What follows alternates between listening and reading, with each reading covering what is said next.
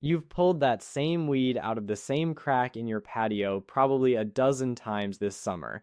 2 weeks later, it's back, sometimes thicker than before. Here's why hand pulling never actually wins this fight. If you leave even a small piece of root behind, which is almost impossible to avoid by hand in a tight crack, that weed regrows from what's left. And you're stuck repeating the exact same 15 minutes of frustration every couple of weeks all season long. Tonight I'm going to show you the 3-ingredient spray that kills weeds growing through patio cracks without a single commercial herbicide, exactly why it works at a chemical level, and something almost every version of this recipe online conveniently leaves out: the one ingredient in it that can permanently damage soil if you use it in the wrong place.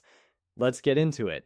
If you're new here, hit subscribe and drop a comment telling me how many times you've pulled the exact same weed or the exact same crack this year. Here's the actual chemistry behind why this recipe works. And it's genuinely a combination of two completely different attacks happening at once. White vinegar contains acetic acid, and when it contacts a plant's leaves, that acid breaks down the cell membranes directly, causing the plant to rapidly lose water and dry out, usually visibly wilting within 24 hours on a sunny day. Table salt works through a related but separate mechanism, drawing moisture out of the plant's cells through basic osmosis, dehydrating it from a different angle at the same time the vinegar is doing its work on the cell walls. Dish soap isn't attacking the plant at all. Its entire job is acting as a surfactant, breaking the surface tension of the liquid so it actually spreads across and clings to a weed's naturally waxy leaf surface instead of just beating up and rolling off the way water alone would. Here's the recipe. In a bucket or large container, combine 1 gallon of white vinegar, 1 cup of table salt, and 2 tablespoons of dish soap. Stir thoroughly. The salt won't fully dissolve, and that's completely fine. Pour it into a spray bottle or a garden sprayer and spray it directly and thoroughly onto the leaves of the weeds growing in your patio cracks. Apply it on a sunny day with little to no wind, since the sun's heat accelerates how fast the acid dries out the leaf tissue. And wind just means half your spray ends up somewhere you didn't intend it to go. Now here's the part that almost every version of this recipe circulating online conveniently skips, and it's genuinely important depending on where you're using it. Salt doesn't just dehydrate the weed you're spraying, it changes the chemistry of the soil underneath for a meaningful stretch of time, disrupting water balance in a way that can prevent anything from growing there for months, sometimes longer, until enough rain eventually leaches it back out. For a crack in a concrete patio or between pavers, this is actually exactly what you want. You don't want anything growing there ever again, and salted soil in a paving joint accomplishes precisely that.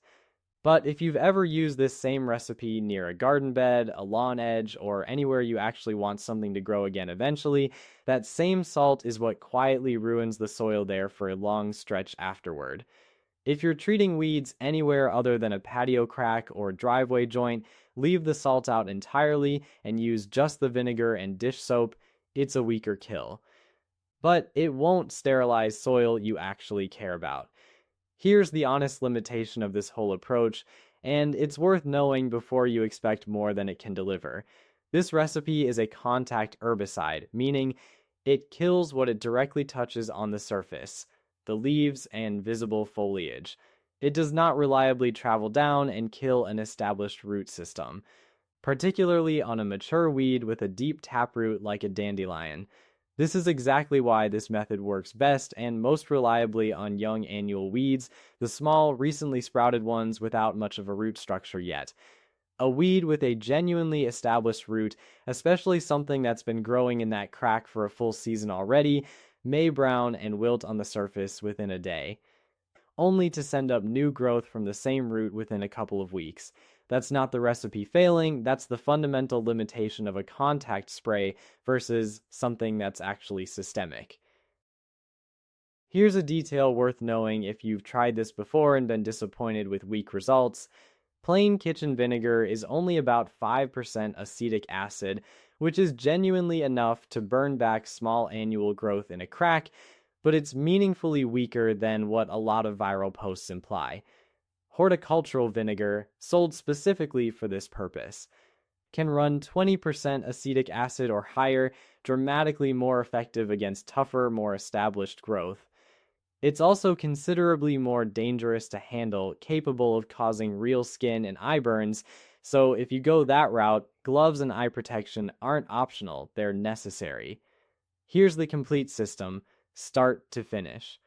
1 gallon white vinegar, 1 cup table salt, 2 tablespoons dish soap mixed and sprayed directly onto weed foliage in patio cracks and driveway joints specifically on a sunny, calm day.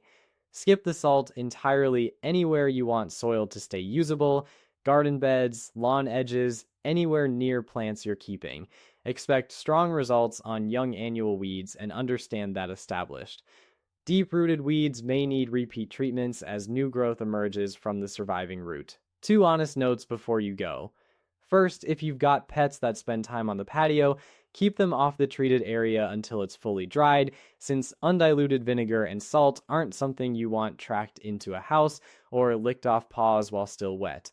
Second, if a particular weed keeps returning in the exact same crack no matter how many times you treat it, that's usually a sign of a genuinely deep, established root system that a surface spray alone won't fully finish off, and at that point, physically digging out as much of the root as you can reach, then treating whatever's left gets you further than repeated spraying on its own ever will.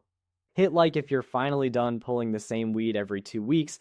Drop a comment telling me if your worst weed is in a patio crack or somewhere you'd actually need to skip the salt. Share this with someone who's still buying expensive weed killer spray for something a kitchen recipe already handles. Click the next video for more, subscribe if you haven't. Take care, I'll see you in the next one.